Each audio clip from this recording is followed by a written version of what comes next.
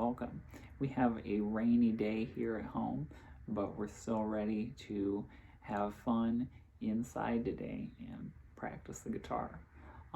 So today we're going to be introducing the high A note. We've talked about it several times, but now we're talking about it in the book.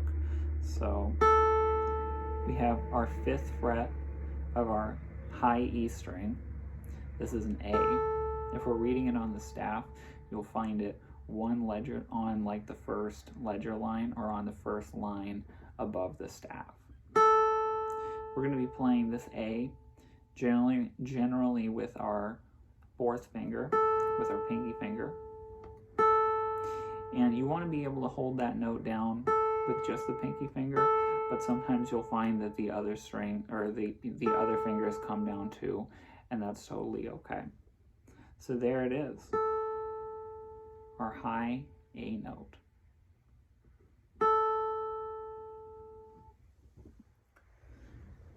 So the next little piece in the book is Minor Melody by William Bay. So this is a nice little melody. It really helps with transitioning over into the 5th fret area from your 1st position. This is going to be a time that I would recommend playing the A still with the 2nd finger, and then we're going to pivot up into the high A zone. And the first little line that happens in the song is a great little practice for that.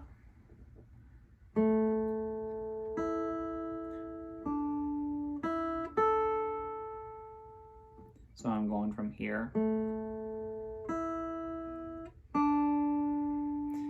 When I hit that D, this is a time I definitely want to be playing the D with the 3rd finger.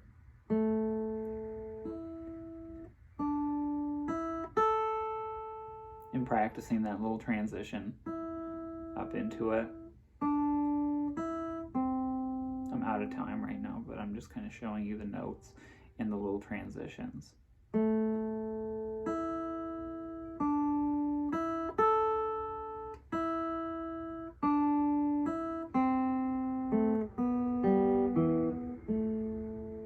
And we're just going to pivot that finger from the E to the A.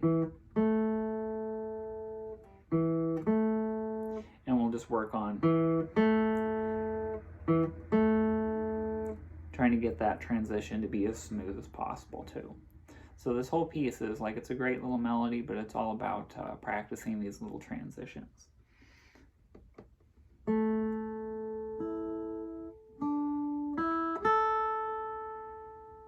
So practicing that.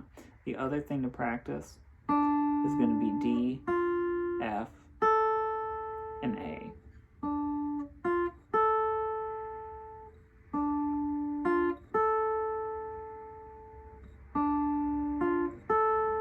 Again, playing that D with the 3rd finger, F with the 1st finger, and now this high A with the pinky finger, and working on that transition.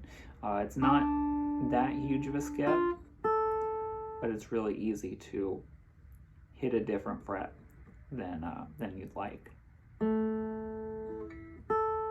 So another thing that we can practice is we can kind of practice those two our little power arpeggio here.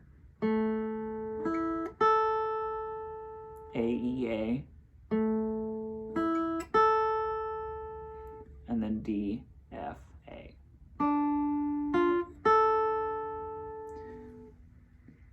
And if we grab the metronome with that, we might be able to come up with a little bit of fun.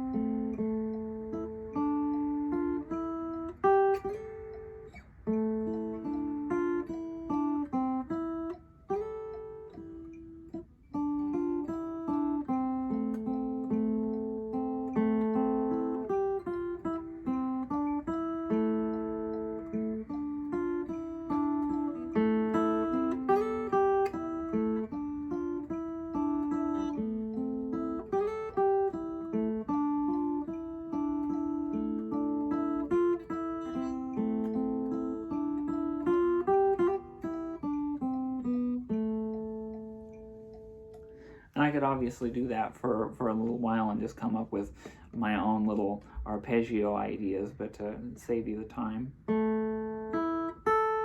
just taking that, maybe we can add a C in there to do an A minor chord. So we have A minor.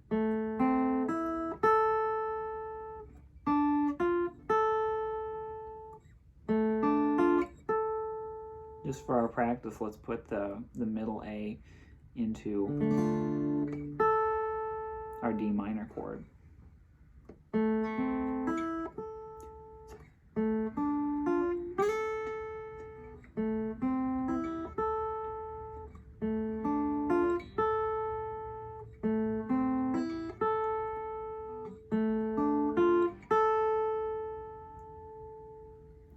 And you can see how I'm taking this little exercise and coming up with my own little ideas around it to practice, again, these transitions, because that's really what the piece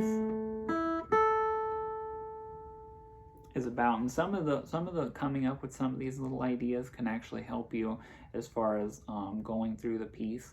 If you're having trouble with a certain section, you isolate that section and you practice that section, obviously. But then as you keep playing, more ideas might start to come, and then the next thing you know, you're starting to work on some of your own ideas again with some of the stuff. So that's always fun. So keep being creative with the piece, keep working on the piece. Start it at a slower tempo if the 150 tempo isn't is too quick for you. However, I find that this is one of those pieces that those dotted half notes have quite a bit of space in them. So the more time that you have on the metronome, or the less time, excuse me, the more time you're just going to be sitting there. So if we, did this at 100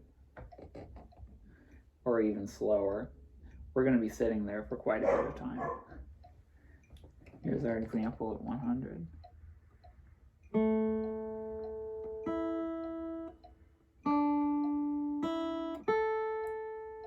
So it is a challenge. It's a good challenge to be able to make sure that your notes are ringing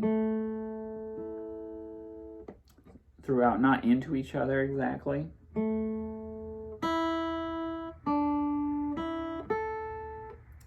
That's all there. However, that sitting there can be really tough. So I do this about 150. That's the tempo that I would work it up to. So now to celebrate, we have learned pretty much the entire first position of the guitar with our high A.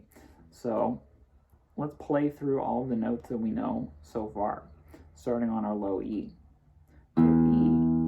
F, G, A, B, C, D, E, F, G, A, B, C, D, E, F, G, and now our high A. So the next piece on the page is called Hittin' on All Six, or Hitting on All Six.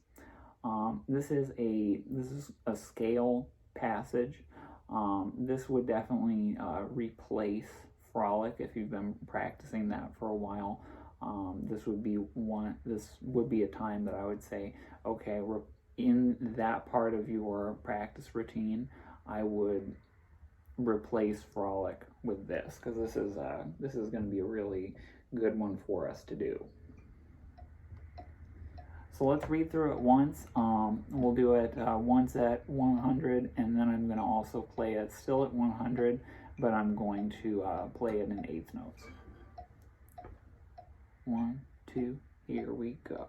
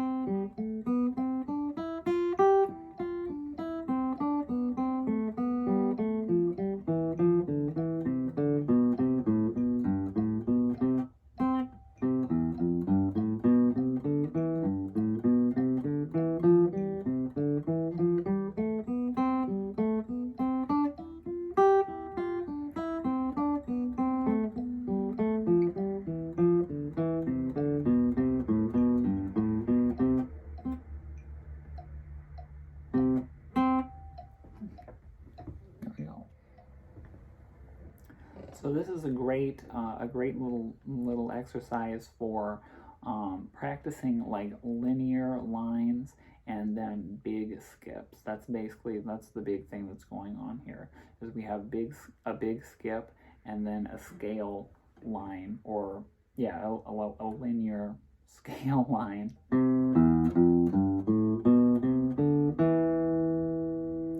So we have our interval. This is an interval of a sixth. And then we go E to E. And we have 1, 2, 3, 4, 5, 6.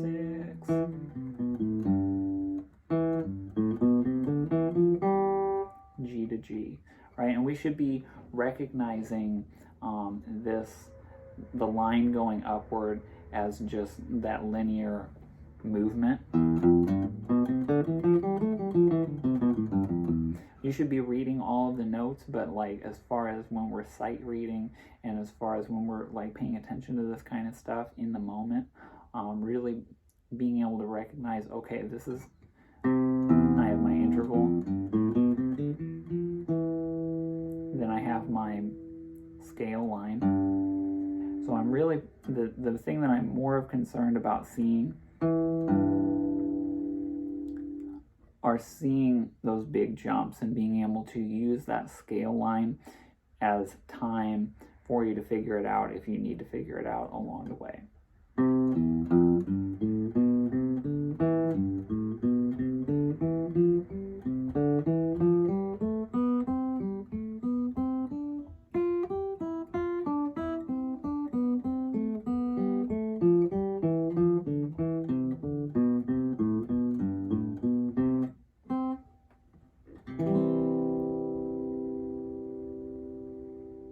And that's hitting on all 6. So that's it for today. I hope you enjoyed today's video. So get creative with this stuff. You know, practicing this stuff. Obviously, you want to be practicing it to get the notes right and get the rhythms right. But once you have that stuff, you can start messing around a little bit, and you know you're at a fun part enough of the guitar that I feel like you're ready to be messing around a little bit. So that's all good fun. So I will see you next time. Thank you for watching. I'll see you next time. Thanks.